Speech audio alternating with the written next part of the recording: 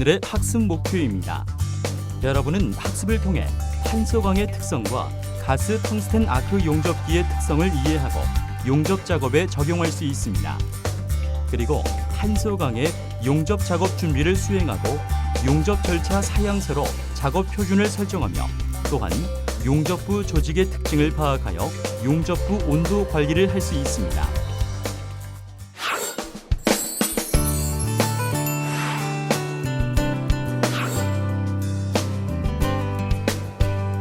가스 텅스텐 아크 용접. 오늘의 키워드. 용접 주요 소재 중 하나인 탄소광에 대한 모든 것. 나를 빼놓고 가스 텅스텐 아크 용접을 논하지 마라. 가스 텅스텐 아크 용접기 전격 분석. 완벽한 용접을 위한 필수 아이템. 용접 절차 사양서까지. 탄소광의 기초 용접에 대한 모든 것을 알고 싶다면 이들을 놓치지 마세요. 지금 바로 시작합니다.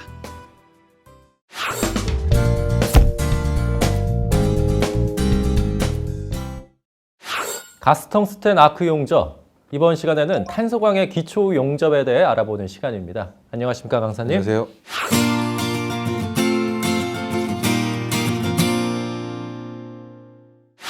먼저 탄소광의 특성에 대해 얘기를 나눠봐야 될 것 같은데요. 설명 좀 해주시죠. 우선 탄소광에는 여러 종류가 있습니다. 탄소 함량에 따라 구분할 수 있습니다.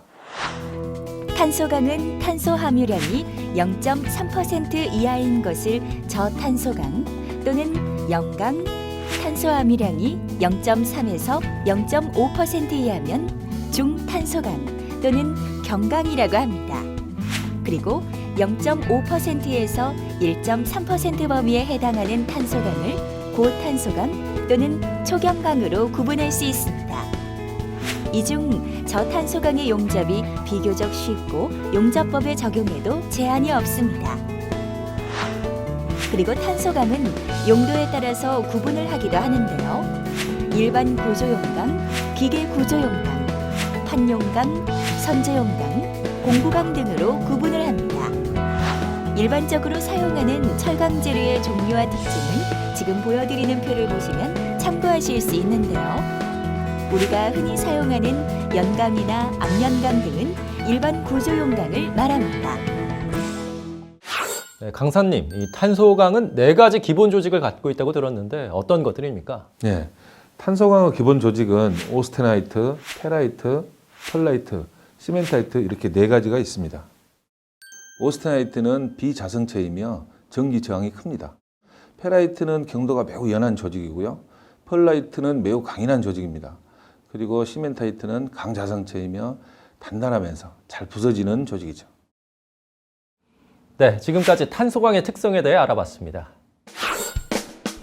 가스 텅스텐 아크 용접. 탄소광의 특성에 대한 주요 내용을 다시 한번 정리합니다. 탄소 함량에 따라 저탄소광, 중탄소광, 고탄소광이 있으며 용도에 따라 일반 구조용광, 기계 구조용광, 판용광, 선용 제용광, 공구광 등으로 구분합니다. 그리고 탄소광의 기본 조직은 오스테나이트, 페라이트, 해멀라이트, 시멘타이트가 있습니다.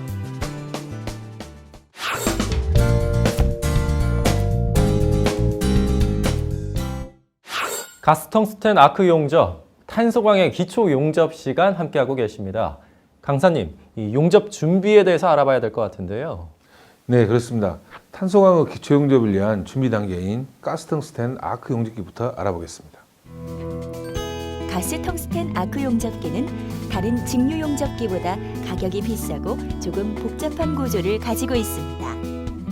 텅스텐 전극봉을 전극으로 사용하여 용접하는 것으로 사용하는 용접 전원으로는 직류, 교류, 직류와 교류 겸용 용접기를 사용하는데요.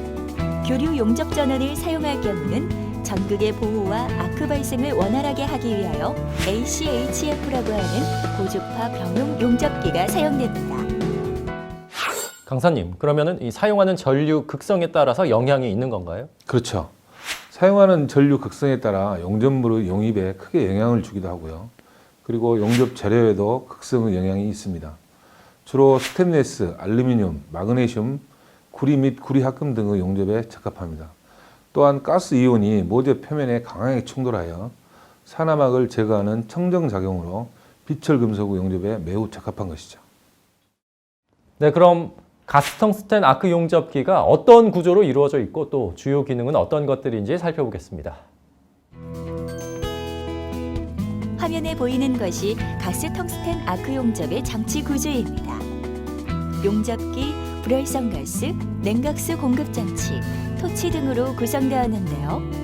모두 용접기에서 제어가 가능합니다. 가스 텅스텐 아크 용접기의 주요 기능으로 먼저 인버터 제어 기능이 있습니다.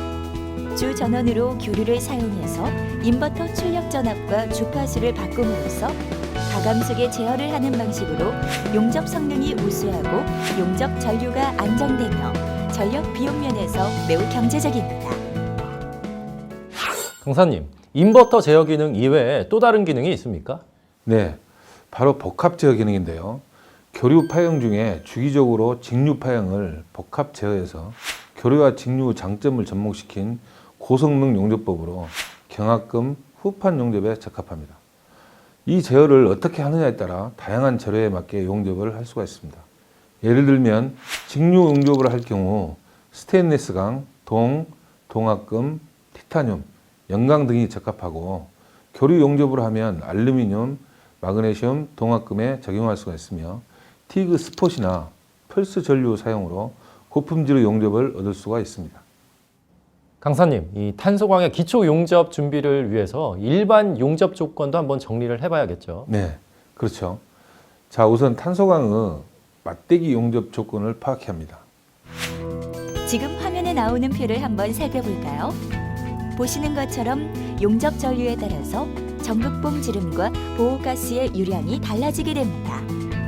순텅스텐 전극봉보다 토륨 성분이 들어간 전극봉의 사용 전류가 더 크며 고전류일수록 공급 가스 유량 또한 많다는 것을 알 수가 있습니다. 지금 보시는 이 표를 살펴보면 용가제의 지름이 클수록 사용 전류 또한 크다는 것을 알 수가 있습니다.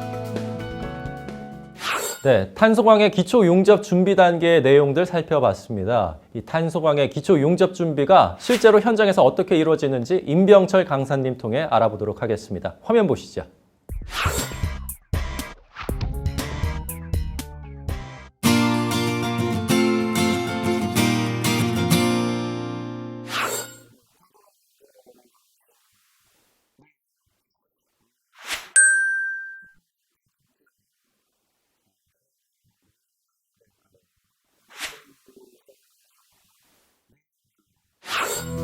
정확한 안전보호구 착용은 기본. 머리부터 투건, 헬멧, 마스크, 앞치마, 팔덮개, 장갑, 발덮개, 안전화까지 꼭 착용합니다. 본격적으로 탄소광 용접 준비하기. 자, 이제는 모재랑 용접봉을 준비해야 되는데, 네네. 자, 오늘은 이 모재로 실습을 하려고 합니다. 네. 근데 이 모재는 그냥 사용하면 될까요? 안 될까요? 왜죠? 네, 바로 그거예요. 모재의 표면에는 산화피막, 녹, 이물질 등이 덮여 있기 때문에 그라인더로 깨끗이 제거를 한 후 용접을 해야 합니다.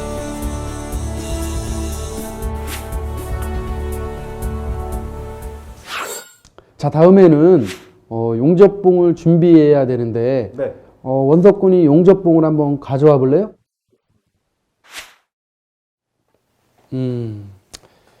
자, 모재에 따라서 잘 갖고 왔네요. 네. 이 용접봉은 2.48이 영광용 용접봉이에요. 네, 그럼요. 모재 두께가 두껍다 이러면 3.2파이. 모재 두께가 얇다라면 1.6파이 이렇게 선택해서 쓰시면 됩니다. 자, 다음은 용접기 2차 케이블을 설치해 볼 텐데요. 네. 용접기를 설치 장소를 선정을 하고 2차 케이블을 준비합니다. 네네. 자, 토치 케이블을 토치 측에 연결을 해 주시고요.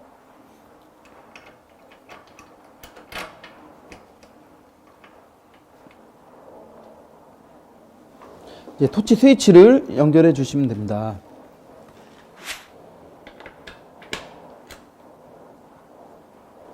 자, 그 다음에 토치의 가스 출구를 확인하고 조여주시면 됩니다. 용접기에 2차 케이블을 연결할 때는 반드시 용접기의 전원을 끄고 진행하도록 합니다. 또한 각각의 2차 케이블은 먼저 손으로 가볍게 조여준 후에 반드시 몽키 스패너를 활용하여 단단히 조여줄 수 있도록 합니다.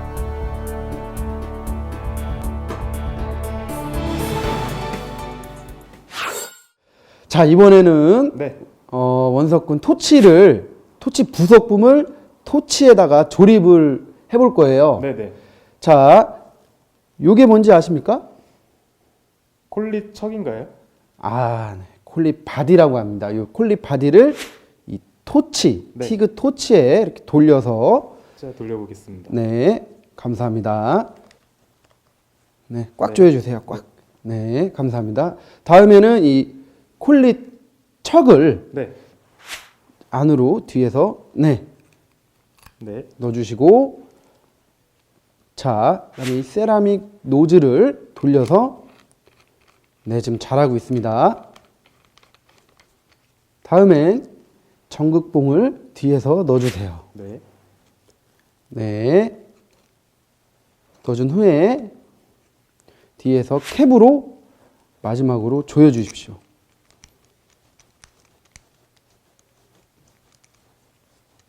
네, 이때 네. 전극봉의 돌출 길이는 약 5mm 정도 네. 돌출되게 캡을 조여주시면 돼요. 네, 알겠습니다. 네. 자, 이번엔 이 보호가스인 아르곤가스에 네. 압력 조정기를 연결해 볼 텐데요. 네. 자, 이때 필요한 건 뭐가 있을까요? 자, 네, 맞습니다.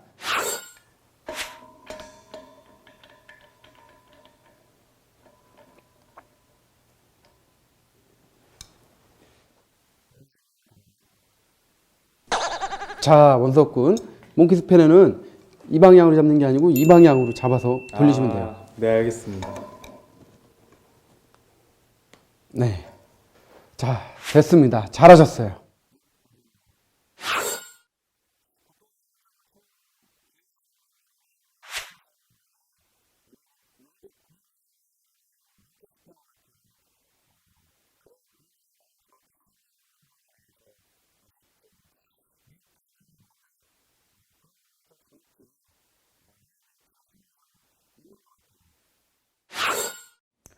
자, 이번에는 이 용접기 전면 패널에 용접기 조작하는 방법에 대해서 배워볼 텐데요. 네. 자, 이 전면 패널은 용접기 제조 회사마다 약간의 좀 차이가 좀 있습니다. 아. 자, 처음 보는 이 용접 방식, 네. 직류 티그가 보이고 교류 티그가 보이시죠? 네네. 이 교류 티그는 알루미늄 재질을 용접할 때 사용하는 방식이고요. 네. 직류 티그는 오늘 저희가 할 탄소광 혹은 스테인리스광을 용접할 때 사용하는 용접 방식이라고 보시면 됩니다. 자, 이번에는 보호가스인 아르곤가스의 유량 조절을 배워볼 텐데요. 네. 자, 먼저 용접기의 전원을 켜주시겠습니까? 네. 전원을 켠 상태에서 아르곤가스 밸브를 연 후에 보호가스인 아르곤가스의 밸브를 열어줍니다. 이때 압력 게이지에 바늘이 올라간 것을 확인하시면 이제 가스에 잔량이 있는 걸 확인할 수가 있습니다. 그 후에 압력 조절 밸브를 열어서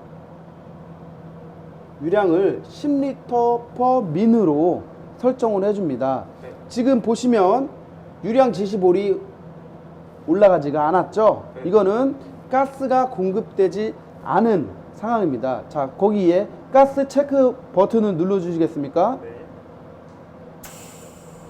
네. 이 상태에서 유량 지시볼을 10L/min으로 다음과 같이 조절해 주시면 되겠습니다. 네. 자, 그 다음에 가스 체크 밸브를 꺼주시면 됩니다. 자, 원석군도 이렇게 해서 유량을 조절할 수가 있어요.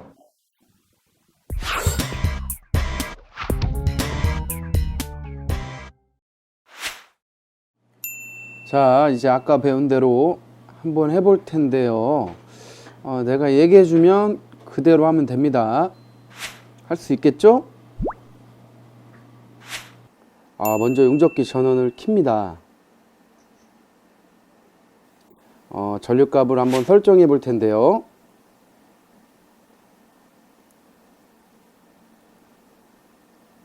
자, 화살표를 눌러서 전류값을 확인해 주세요. 다음은 원석군이 직접 한번 해보시겠어요?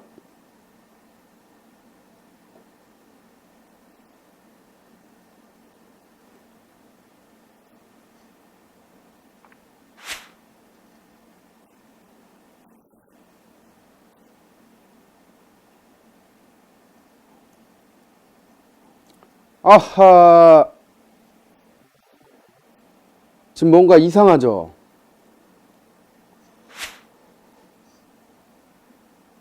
지금 뭐가 좀 잘못된 것 같아요. 지금 가스 밸브를 열지 않고 용접을 한 것 같아요.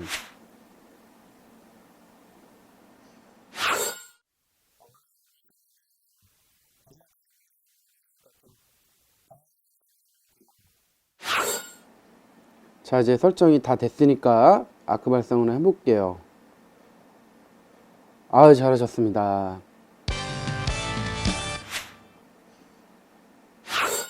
가스 텅스텐 아크 용접, 탄소광의 기초 용접 시간 함께하고 계십니다. 우리가 현장에서 용접 작업을 할 때 오류 없이 제대로 수행을 하기 위해서는 한 가지 더 준비해야 될 게 있다고 하는데요. 강사님, 그게 뭔가요? 네, 바로 용접 절차 사양서라고 하는 WPS라는 것인데요. 지금부터 자세히 말씀드리겠습니다. 네, 소개해 주시죠. 용접 절차 사양서는 줄여서 WPS라고도 합니다. 용접을 할 때에는 이 WPS에 따라 적합한 작업 기준을 설정해야 하는데요. WPS는 각 제조소마다 양식과 표시 방법이 조금씩 다르게 기재하고 있습니다. 지금 화면에서 보는 것이 바로 용접 절차 사양서 양식입니다. 어떤 것들이 있는지 자세히 알아볼까요? 먼저 WPS 넘버와 PQR 넘버가 일치하는지 확인해야 하고, 서포팅 PQR 넘버는 WPS 인증을 위한 PQ 테스트의 기록 번호로서 WPS 번호와 연관성이 있습니다. 그리고 용접 방법과 방식을 결정합니다. 웰딩 프로세스란에는 선정된 용접 방법을 확인하고, 복합 프로세스인 경우는 플러스로 연결하여 표시해 줍니다. 또한 적용 대상은 용접할 대상을 의미합니다. 타입은 용접이 이루어지는 형태를 의미하는데요. 자동, 반자동, 수동 등으로 나누고 복합적으로도 사용할 수 있습니다. 그렇군요. 네, 강사님, 그런데 이 외에도 더 확인해야 될 거는 없습니까? 네, 용접 절차 사양서의 정기적 특성을 파악해야 합니다. 전극봉이나 플럭스의 종류, 전극봉의 종류 및 크기, 정기적 특성에 의한 용착 금속의 이행 형태 등을 파악하고, 이에 따라 용접기의 용접 전류, 용접 전압 등을 선정해야 합니다. 그러기 위해서 먼저 용접 전류 조정 절차를 파악하고, 점검 후 이상이 없으면 전원 스위치를 놓고 용접 전류를 조정합니다. 적정 전류는 모재의 두께, 용접봉의 지름, 용접 자세 등에 따라 알맞는 선택을 해야 합니다. 그리고 WPS 용접 작업 시 사용하는 전류가 직류인지 교류인지를 확인하고, 직류의 경우 전극성인지 아니면 역극성인지 등을 파악하고 사용 전류 범위를 파악하는 것입니다. 또한 사용 텅스텐 전극봉의 종류와 지름은 얼마인지, 사용 전류 범위는 얼마인지를 사전에 파악해야 합니다. 네, 이런 조건들이 제대로 파악이 돼야지만 실제 용접 작업이 정확하게 이루어지겠네요. 네, 그렇습니다. 네, 그러면은 WPS에서 더 파악해야 할 것들이 있을까요? 네, 마지막으로 용접 절차 사양서에 따라 용접 작업 표준을 선정하는데요. 이를 위해서 먼저 용접 자세, 즉 포지션을 확인해야 합니다. 보시는 것처럼 WPS에 적용하고자 하는 용접 자세를 표시하는 란이 있죠. 이건 그루브 포지션과 필렛 포지션으로 크게 구분하고 다시 용접할 재료에 따라서 플레이트와 파이프로 구분을 합니다. 수직 자세인 경우 3G 또는 3F, 용접 진행 방향에 따라 업은 상진, 다운의 경우는 하진 용접을 합니다. 네, 예열과 층간 온도값도 확인을 해야 하는 거죠? 네, 물론입니다. 예열은 빠른 냉각 속도에 의한 모재 및 용착 금속의 유해한 영향을 경감하기 위하여 용접 작업 전에 모재의 종류와 두께에 따라 용접 이음부를 가열하는 것으로 최소 온도값을 확인합니다. 그리고 층간 온도는 용접 작업을 진행하는 동안 용접 이별에 의해 상승되는 모재의 온도로서 모재의 조직 또는 기계적 성질이 변화하지 않도록 최대값과 최소값을 확인해 주고요. 예열 유지값도 확인해야 되겠죠. 반대로 후열 처리 온도값도 확인을 해줘야 합니다. 그 다음엔 불활성 가스에 대한 종류를 확인하는데요. 가스 텅스텐 아크 용접을 할 때 용융프루 보호를 위해 사용되는 보호가스 종류를 확인해주고 보호가스 혼합 비율 그리고 용접 작업할 때 이면을 보호하기 위해 사용되는 퍼직가스의 종류 또는 순도 및 유량을 확인하면 되겠습니다. 네, 이렇게 탄소광 기초 용접 준비에 대한 내용 알아봤습니다. 탄소광 기초 용접 준비에 대한 내용을 다시 한번 정리해 볼까요? 가스 텅스텐 아크 용접기는 다른 직류 용접기보다 가격이 비싸고 조금 복잡한 구조를 가지고 있습니다. 또한 텅스텐 전극봉을 전극으로 사용하여 용접하는 것으로 사용하는 용접 전원으로는 직류, 교류, 직류와 교류 겸용 용접기를 사용합니다. 용접을 위한 준비 과정으로 본 용접 조건을 확인하고 용접 절차 사양서에 기입된 내용들을 확인합니다.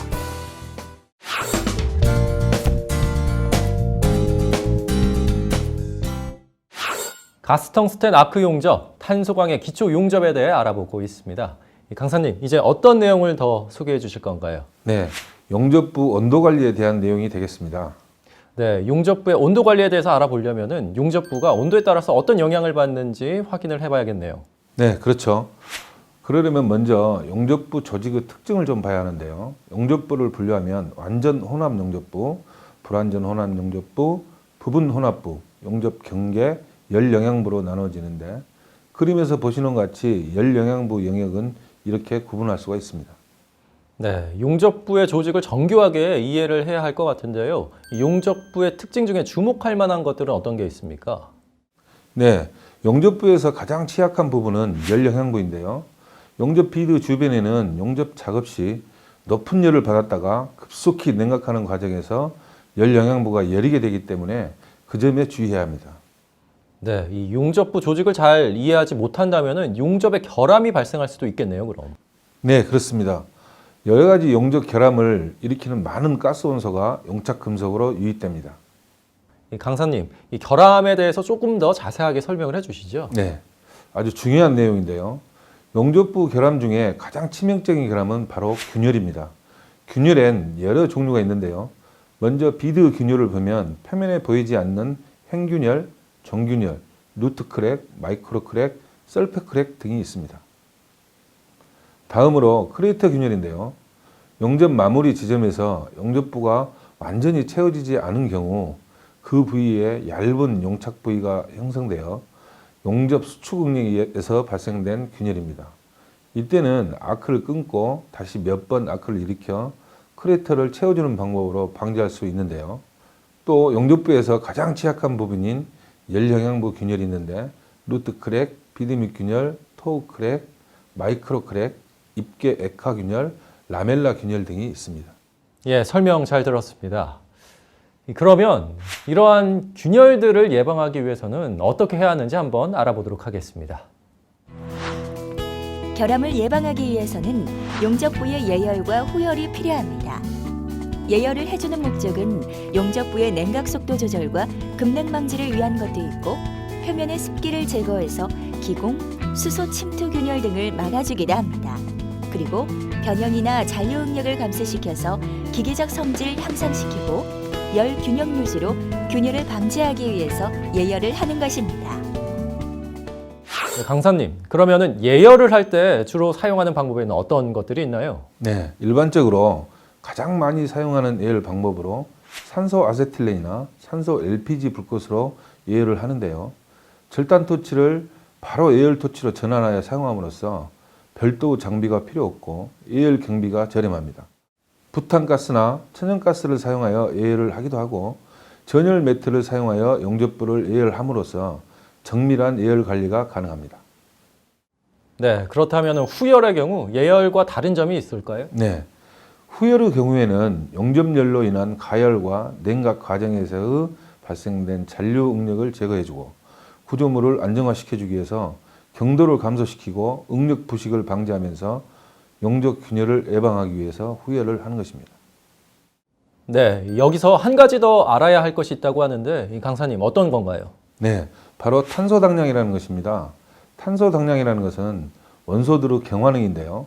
이것이 높으면 비드 및 균열을 일으키죠. 이 경화능을 탄소 함유량의 효과로 환산하는 것인데 강제를 용접할 때 예열과 층간 온도로 비드 및 균열을 피할 수 있기 때문에 용접에서 탄소 당량은 예열 및 층간 온도 설정의 기준이 된다는 것입니다. 네, 그러면은 재료에 따라서도 예열 온도가 달라지나요? 네, 물론입니다. 지금 보여드리는 이 표는 각종 재료의 예열 온도를 값으로 제시한 것인데요. 이 표는 용접 전에 참고하시는 것이 좋습니다. 네, 그렇다면은 용접부의 예열과 후열 과정을 한번 정리해 봐야 할 것 같은데 강사님 정리해 주시죠. 네, 먼저 용접용 시편의 기적 성질을 파악하고요. 용접용 시편을 준비하여 작업대 위에 올려놓고 예열 준비를 합니다. 그리고 예열용 기구인 산소 아세틸렌 가스 용접 및 절단용 토치를 준비해 주고요. 좀 전에 살펴본 바와 같이 탄소광의 두께 및 탄소 당량에 따라서 예열 온도를 결정을 합니다. 이런 식으로 용접 절차 사용소에 따라서 예열을 해주면 되는데요.